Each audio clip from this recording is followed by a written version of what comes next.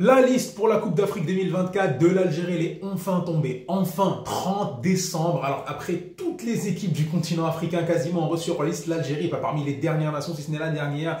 Après une attente interminable, on avait perdu espoir. On avait perdu espoir. On s'est dit, il faut donner-nous la liste, qu'on puisse rentrer dans la compétition. À J-, là, on est à J-13, on est bientôt à 13-14 jours du début de la compétition, on n'attendait que ça, de pouvoir faire les premières projections, débriefer de la liste, parler, qui manque pas, tu sais, ce genre de petites discussions, peut-être qui fait monter la sauce, l'ambiance avant le début d'une compétition. La liste, on l'a enfin eu, une liste de 26 joueurs que Djemal Belmadi, il n'a pas profité de l'ensemble des 27, il a pris 26 joueurs.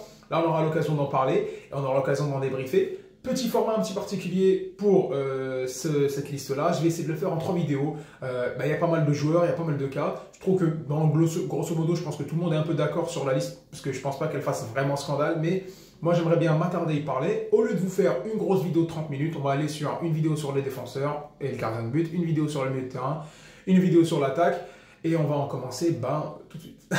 On va commencer par la vidéo, on va commencer par en ce qui concerne en tout cas les gardiens et les défenseurs. Donc moi j'ai la liste sous les yeux. Alors avant de commencer à parler joueur par joueur, moi perso, qu'est-ce que j'attendais de cette liste? On a déjà parlé des velléités de l'Algérie en ce qui concerne la Coupe d'Afrique 2024. Tu sais, en fait, bien sûr, on va mettre ça au clair. Il faut que je dise ça en premier avant que peut-être la suite de mon argumentaire, on va me tirer dessus. Bien sûr qu'on a envie de la gagner. N'importe quelle équipe a envie de la gagner. La Gambie, le Maroc, le Sénégal, l'Égypte, le Burundi, n'importe quelle équipe, l'Angola qui participe, veut gagner la compétition.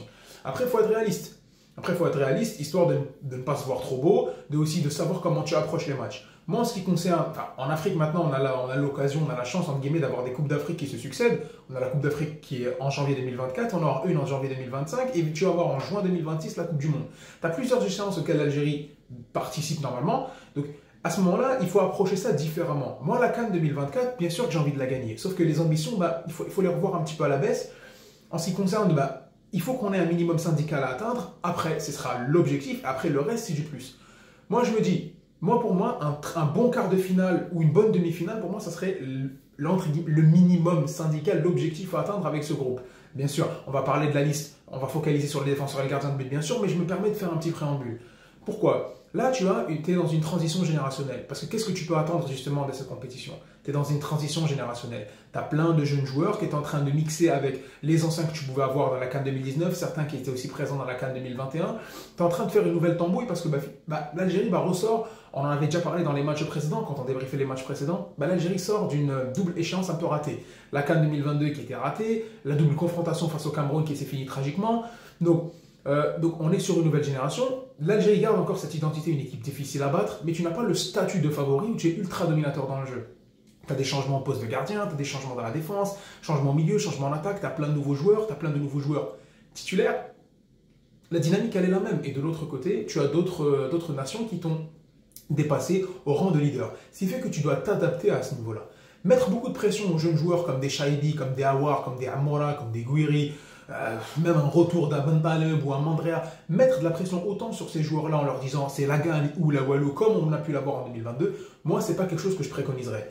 Bien sûr qu'on a tous envie de gagner, mais réalistiquement moi je me dis, si cette équipe-là, il faut qu'ils se fassent les dents. Tu vas jouer en Côte d'Ivoire, on ne connaît pas l'état des terrains, les compétitions en Afrique subsaharienne, c'est un peu compliqué pour les pays maghrébins de façon générale. Donc à ce moment-là, moi je me dis, relativisons grosso modo les grosses attentes, même si on a envie de voir l'équipe tout défoncer, mais j'ai envie qu'ils aillent se faire les dents, qu'ils apprennent à jouer en compétition internationale, qu'ils apprennent à se confronter à ce qui se fait en Afrique. Parce que tu peux dire, oui, non, mais l'essentiel, c'est l'international. Certes, mais la Coupe du Monde, c'est tous les 4 ans, et entre 2 Coupes du Monde, tu as 2 CAN. Donc à ce moment-là, il faut ça, et tu as toutes les campagnes de qualification. Donc si tu as envie de te faire un nom en tant que nation et te réimposer comme dans la dynamique que tu avais entre 2019 et 2022, ça passe par ces matchs-là, excusez-moi. Et avant d'aller penser, espérer plus loin dans la CAN 2025, parce que tu auras des beaux terrains au Maroc, tu seras quasiment à domicile chez toi, à ce moment-là, il faudra aussi savoir se confronter à ce qui se fait de mieux aussi dans ton continent, parce que tu n'affronteras pas toujours des équipes qui vont t'ouvrir le jeu ou te laisser jouer ou avec des terrains qui vont te permettre de développer ton jeu un petit peu technique. Voilà, donc ça c'est à peu près, on va dire, le préambule en ce qui concerne mes attentes, en ce qui concerne la Coupe d'Afrique des Nations 2024. Et on va parler tout de suite maintenant de l'analyse. On va commencer par les gardiens, on va faire joueur par joueur, on va y aller tranquillement. En ce qui concerne les gardiens de but, Donc on a les 3 gardiens de but. Il y avait des rumeurs, 3 ou 4 gardiens de but, on ne sait pas, on verra.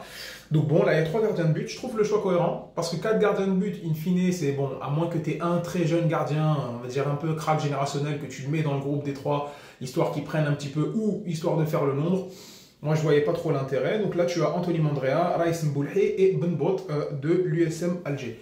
Donc bon, Andrea, je pense qu'on n'en parle pas, c'est évident, c'est le titulaire de l'équipe nationale. Il y avait, avec les rumeurs d'un retour de Mboulhi, une potentielle, on va dire, déranger le statut de titulaire qu'il a réussi à gagner. Mandrea, rien lui a été donné en fait. Il est connu parce qu'il est un jeune, il a commencé très jeune en Ligue 1, là il évolue en Ligue 2, donc c'est vrai qu'on pourrait se dire ouais c'est que la Ligue 2, mais il fait de bonnes performances, il fait des performances honnêtes, et ce qui est important pour toi, c'est que qu'est-ce qu'il fait en équipe nationale? En équipe nationale, il est solide. Il fait de très bons matchs face au Sénégal, l'Égypte il t'évite de prendre l'eau, quand on va jouer au Mozambique aussi, il est solide, il t'évite aussi de prendre l'eau, donc il est un petit peu le symbole de la dynamique que peut avoir cette équipe, qui est difficile à battre, même si elle est plus autant flamboyante, ben, ça passe aussi par un bon gardien. Bon gardien, pas que bon sur la ligne ou bon au pied, etc., mais aussi qui t'apporte de la sérénité et qu'il faut que c'est un poste qui ait de la stabilité. Parce que tu n'as qu'un seul goal.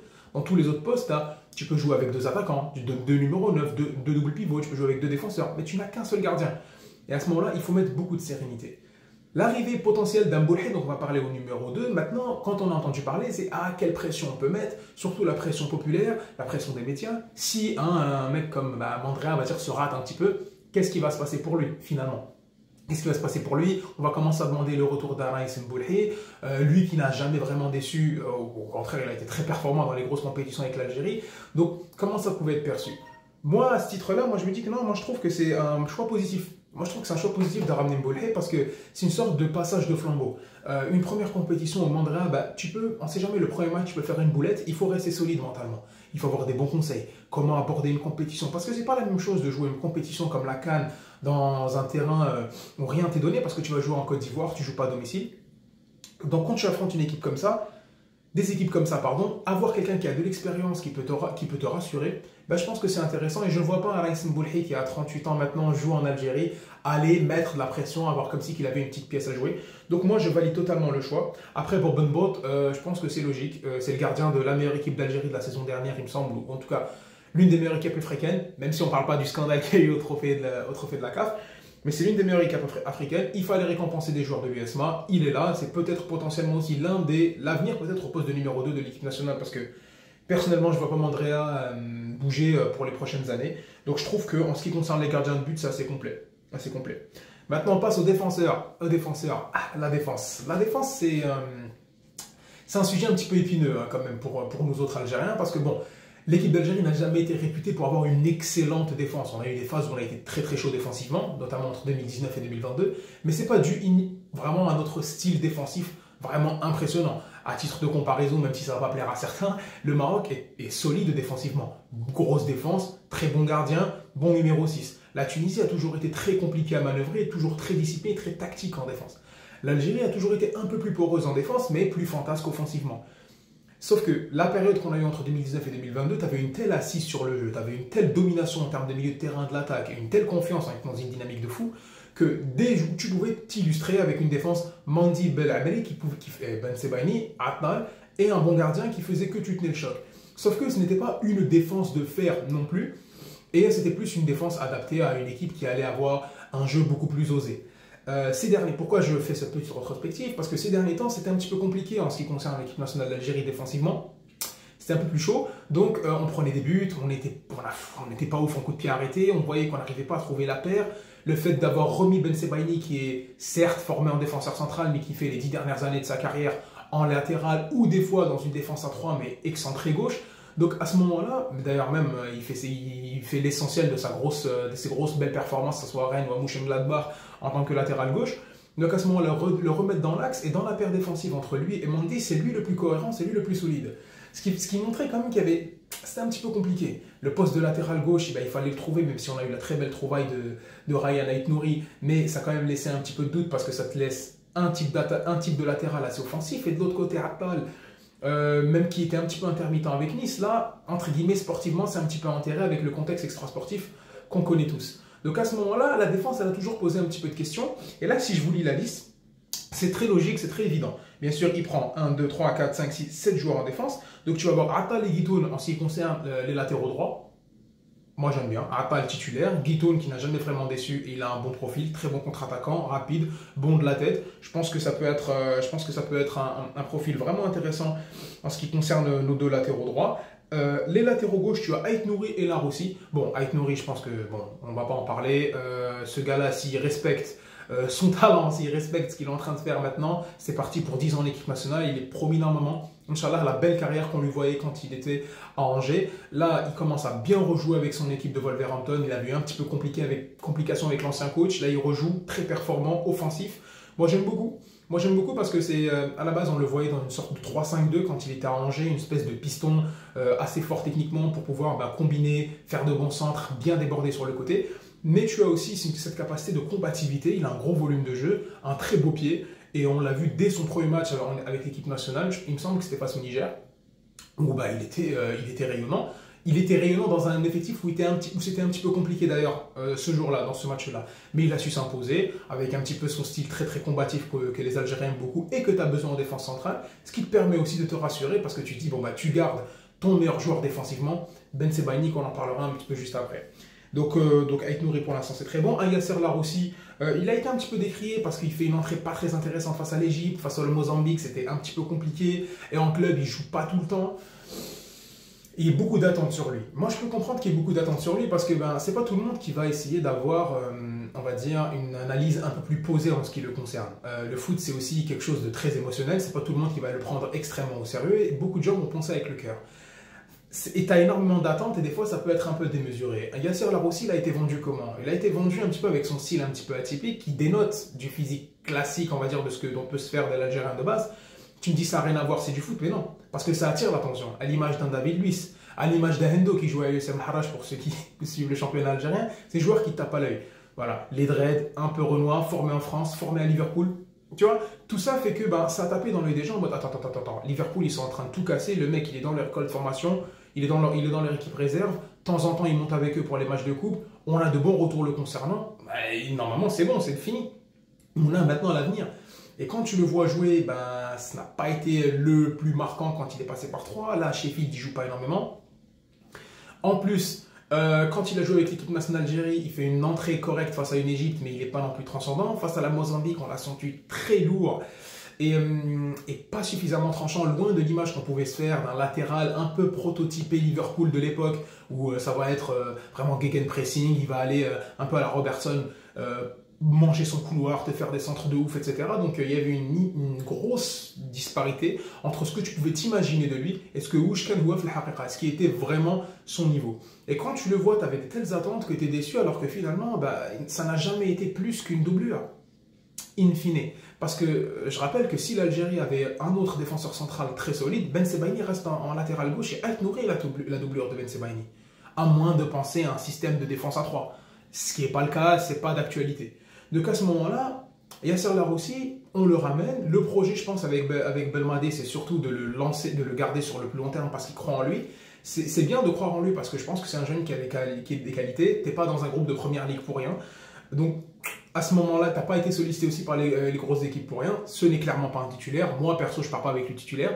Lui-même, je pense que en tant que joueur, il voudrait jouer titulaire, mais il le sait que Ait Nouri est vraiment, vraiment loin devant. Cela dit, pour lui rendre pour être un petit peu sérieux concernant son cas, le match où il joue avec Gouiri devant lui, c'est compliqué. Gouiri, c'est quelqu'un qui est très lent, qui n'a pas beaucoup provoqué, qui n'est pas suffisamment rentré, qui lui bouchait son coin, ce qui fait que lui, en tant que latéral qui devait déborder avec un Gouiri qui devait rentrer, Gouiri n'a pas eu suffisamment d'activité pour permettre à Ait Nouri de rentrer. Sachant que Amin Gouiri ne défendait pas suffisamment, il s'est retrouvé tout seul à faire plus ou moins 2-3 tâches, attaquer, défendre, essayer de gérer la profondeur, seul avec une défense qui déjà de base est un petit peu perdue. Donc il faut qu'on se calme un petit peu en ce qui concerne Yasser Laroussi. Moi je pense que c'est un bon choix. Après on passe à la défense. Donc centrale, on va avoir Mandi, Tougaï, Ben Sebaini, Touba, Blade. Alors là c'est intéressant. Là c'est très intéressant parce que déjà je ne vois pas est-ce qu'il y aurait eu un autre choix. Je vais garder le cas Blade pour la fin. Donc on a Tougaï et Touba, c'est les joueurs qui font le plus, entre guillemets, parler. Parce que c'est des joueurs qui sont, surtout Tougaï, qui est connu par le grand public algérien, parce qu'il a joué en Algérie et après il s'est exporté en Tunisie. C'est un joueur qui a toujours été une référence dans son club, en tout cas en Afrique, parce que solide, etc. malheureusement, les dernières sorties avec l'équipe nationale, bah, il n'a pas été les plus impactants, il n'a pas été les plus décisifs. Il a fait quelques erreurs, on le trouvait très lent, très pâteau, il se faisait prendre de vitesse, il ne savait peut-être pas suffisamment jouer le hors-jeu et on le trouvait suffisamment juste. Et bah, si tu perds un Ben Sebaini ou tu perds un autre joueur, bah, lui était entre guillemets dans ta paire de deux défenseurs titulaires, lui était en troisième position. Et quand tu le voyais rentrer suite à une blessure, suite à on va dire un repositionnement tactique, si tu dois mettre Ben Sebaini en latéral, si tu dois jouer à 3, ben il n'était pas rassurant. Donc bon, sa présence, ça fait parler aussi d'une continuité. Bon, il ne sera pas titulaire, il a toujours été dans le groupe, tu n'as pas spécialement forcément mieux. Et dans une compétition, il faut aussi prendre des joueurs qui se connaissent et pas forcément des joueurs que tu estimes meilleurs. Donc moi, le choix, je le comprends. Après, en ce qui concerne Touba, c'est un peu plus compliqué. Touba, il a de mauvaises prestations en club en ce moment. Enfin, quand il rentrait, c'était pas fou. Et maintenant, il rentre quasiment plus en club avec Lecce. Donc, il le ramène, je pense que c'est pour son côté versatile, parce que c'est un peu comme un Ben Sebaini, une sorte de défenseur central latéral gaucher. Je pense que c'est plus pour une question de profil et le fait qu'il soit pas mauvais de la tête, donc d'un point de vue physique, en fin de match, ça peut être intéressant. Je pense qu'il le ramène plus pour ça, c'est pour compléter. Mais dans la hiérarchie des défenseurs, franchement, il est 4e ou 5e. Après, le cas Mendy, il est un petit peu compliqué. Mendy, c'est un joueur, tu as l'impression qu'il est fatigué, tu as l'impression qu'il n'a plus envie d'être là. Ça fait longtemps qu'il est en équipe nationale, quand même, Mendy, ça fait à peu près plus d'une dizaine d'années. C'est chaud quand même pour un joueur qui a commencé latéral, qui joue en défense. Moi, pour l'ensemble de sa carrière en équipe nationale, je n'ai pas grand-chose à lui reprocher. Hein. C'est pas le crack générationnel en défense, mais il a toujours été dans ce duo entre un défenseur rugueux que pouvait représenter un Ben Amri ou un Bougra et avoir un défenseur un peu plus propre, plus correct dans la relance, un peu plus intéressant dans l'anticipation, dans le placement, etc. Et c'est ce qui était un Aïssa Mendy. Donc, sauf que ces derniers temps, on le voit qu'il se fatigue un petit peu. Même mentalement, je pense qu'il y est plus trop. En club, ça n'a pas été tout le temps évident. Donc bon, là, il commence à revenir, c'est intéressant. Ça reste quand même l'un des joueurs les plus capés. C'est potentiellement dans la liste des capitaines, il y figure. Donc un joueur comme ça, bon, je pense qu'il faut continuer à y croire, en espérant que c'était qu'une question de dynamique dans ces matchs-là. De toute façon, tu n'as pas le choix parce qu'il part titulaire. Et il sera normalement associé à ta valeur sûre en défense centrale. Et on parle à ce moment-là de Rami Ben Sebaini. Donc Rami Ben Sebaini, en tout cas, qu'est-ce que tu vas dire? En poste de latéral, il était monstrueux. En poste de défenseur central, c'est le meilleur défenseur que tu as. C'est le plus combatif. Il faut faire un petit peu attention à Rami parce qu'il a tendance à, entre guillemets, s'emporter. Et là, c'est un gros travail sur lequel il faudrait se baser parce que Rami, maintenant, c'est lui le leader de la défense. C'est pas Mendy. Alors que Mendy est plus âgé, Mendy est plus expérimenté.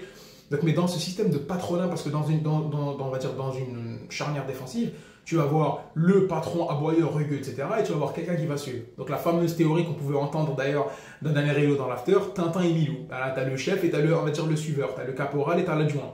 À ce moment-là, tu as lavé Ramos, Varane, Puyol, Piqué. Tu sais, c'est des défenses comme ça. Tu peux avoir après des défenses monstrueuses, hein, Maldini, Baresi, bon, voilà. Ça peut arriver, mais dans le format, c'est quelque chose qui fonctionne assez bien. Et là, Ben Amri et Mendy, c'était un peu ça. C'était l'aboyeur et le très bon suiveur, le très bon lieutenant.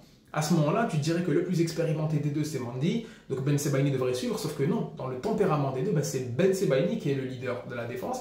Et il faudra faire attention parce qu'il a déjà été capitaine avec l'équipe nationale. Il ne faut pas qu'il perde ses moyens. On l'a vu dans certains matchs de l'équipe nationale. On l'a vu à la CAN précédente, la CAN d'avant. C'est quelqu'un qui est très compétitif, qui est vraiment très investi, mais ça peut être compliqué si tu es face à une adversité un peu solide, si la défense n'est pas totalement au point, tu fais quelques erreurs, il faudra être suffisamment fort mentalement pour ne pas sombrer. Parce que cette fois-ci, ce n'est pas le jeune du groupe comme en 2019, un petit peu impétueux sur qui on va compter, mais là, ça va être clairement le gars sur qui on va se reposer. Quand il y a un problème, c'est celui sur qui on va se reposer. C'est celui qui joue dans le club le plus prestigieux, celui qui a la meilleure trajectoire de carrière pour l'instant. Donc il y a beaucoup de choses. Mais ça, c'est plus sur l'aspect mental. Mais d'un point de vue qualité intrinsèque, Rami Ben Sebaini, pour l'instant, c'est très bon coup de pied arrêté. Même, je sais, il est capable de faire de très bonnes transversales, à l'image aussi d'un Aïssa Mendy. Donc, si tu veux te permettre de jouer un peu plus sur des longues transversales, faire de belles relances, on en parlera aussi avec un Slimani en attaque pour une belle déviation, pour un Amouara, etc. Tu peux très bien le faire. Des longues transversales croisées d'un Ben Sebaini mi-terrain pour un Riyad Mahrez. Donc, il y a pas mal d'options avec cette paire-là. Et je trouve ça très intéressant, perso. Donc, en tout cas, en ce qui concerne le choix de la défense, c'est de la défense titulaire. Il n'y a pas grand-chose à dire en espérant qu'il puisse tenir le coup. Et pour la dernière prise de parole, entre guillemets, en ce qui concerne un joueur, on va parler de Blade. Blade, le capitaine de l'USM Alger. Alors, beaucoup d'entre vous, peut-être, je ne sais pas qui regardent, est-ce que c'est des Algériens qui ont l'habitude de suivre le championnat national? Moi, perso, c'est pas qu'un championnat que je suis plus trop, je le suivais plus jeune. Mais Belaïd, que tu suis ou que tu suis pas, ça te saute aux yeux. Moi, j'ai eu de très très bons retours le concernant. C'est le capitaine de l'équipe qui a remporté l'Europa League d'Afrique, si tu préfères, la Coupe de la CAF. Ils vont aller taper le Ahly qui a gagné la Ligue des Champions africaine dans une super Coupe d'Afrique. Ils vont les taper où ils prennent encore un clean sheet. C'est clairement l'un des meilleurs défenseurs du continent. Ce défenseur-là est algérien, même s'il n'a pas été élu dans les trophées de la CAF. Mais bon, là, on ne va pas en parler vraiment. Donc voilà, défenseur très solide, expérimenté en Afrique. Le fait qu'il dans sa personnalité, c'est un peu différent parce que c'est un joueur issu du cru algérien. Ce qui fait que ça apporte un petit peu de diversité et c'est cool. Déjà, de un, forcément, les Algériens l'apprécient parce qu'ils ont l'habitude de le voir. Il joue dans l'un des plus grands clubs d'Algérie. C'est le capitaine. Ils font de très bonnes performances en ce moment. C'est un joueur qui est solide et qui n'a jamais vraiment eu sa chance. Et je me dis que ça peut être un petit peu la surprise du chef. Parce que quand on voyait Touba, pas ouf, Tougaï, pas ouf, Mandi, pas ouf. Donc tu avais ton latéral droit, ton latéral gauche, ton défenseur central axe gauche. Tu dis défenseur central à droite, qui? Et moi, perso, je me suis dit, pourquoi pas Belaïd? Pourquoi pas la surprise du chef? C'est le joueur qui, au bout du premier match, s'il y a un problème avec Mandi, au bout du deuxième match, si tu décides de faire un repositionnement tactique, au bout du troisième match, si tu as gagné les deux premiers, histoire de faire tourner un peu à l'image de ce qu'on a pu faire avec la Tanzanie en 2019, l'incorporer. Je pense que c'est un joueur qui a sa carte à jouer. Et en tant que doublure, je pense qu'il passera certainement devant un Touba, peut-être même devant un Tougaï, si, entre guillemets, il respecte son talent et il sait retranscrire ce qu'il a pu faire par le passé dans cette compétition, en espérant bien sûr que la charnière, entre guillemets, ne soit pas chamboulée, parce que Madabila, pour nous, en ce qui nous concerne, que Ibra, entre guillemets, que reste Ben Sebaini Mandi, parce que ça serait un synonyme de stabilité. Mais en tout cas, je pense que s'il y a un changement à faire dans cette défense centrale, je pense qu'un Belaïd, ça peut être intéressant. Voilà. Donc voilà, c'est une petite vidéo quand même qui était censée être un peu courte, mais bon, il fallait faire les gardiens, il fallait faire l'introduction en ce qui concerne les velléités de l'Algérie à la CAN et comment je voyais les défenseurs et chaque joueur un petit peu dans qu'est-ce qu'il peut apporter, les plus et les moins. Donc j'espère que vous avez apprécié cette vidéo. Il y aura une vidéo dès demain, ça c'est promis, parce que là je vais enchaîner à balle les vidéos, c'est pas une promesse en l'air. En ce qui concerne la Coupe d'Afrique des Nations, on va parler du milieu de terrain, on va parler de l'attaque, il y a beaucoup de choses à dire. On fera une vidéo récap à la fin aussi pour parler de Belmadi, de comment l'Algérie doit aborder cette Coupe d'Afrique des Nations. On fera des focus aussi sur les adversaires, on parlera de quelques cas particuliers, d'un Benasser à la CAN, qu'est-ce que ça donne. On parlera aussi d'un Youssef Belaïli, qu'est-ce que ça donne. Donc on aura l'occasion de faire des petits focus, il y a pas mal de choses à dire. Cette Coupe d'Afrique des Nations, je la sens très bien, l'Algérie est certes outsider, mais je pense qu'on aura une très belle compétition parce qu'il y a énormément de choses à voir, énormément de choses à dire. J'espère que عجبتكم la vidéo هذه نقولكم message بالدارجة ماذا بكم جو تحمسوا vous nous soutenez un petit peu, les likes, les commentaires, les abonnements, je compte sur vous. Moi en tout cas je prends du plaisir à faire des vidéos en parlant de mon pays, j'espère que vous prendrez du plaisir à les voir. Alors ماذا بكم vous nous soutenez, je suis avec les commentaires, on se voit très vite, تحية الجزائر.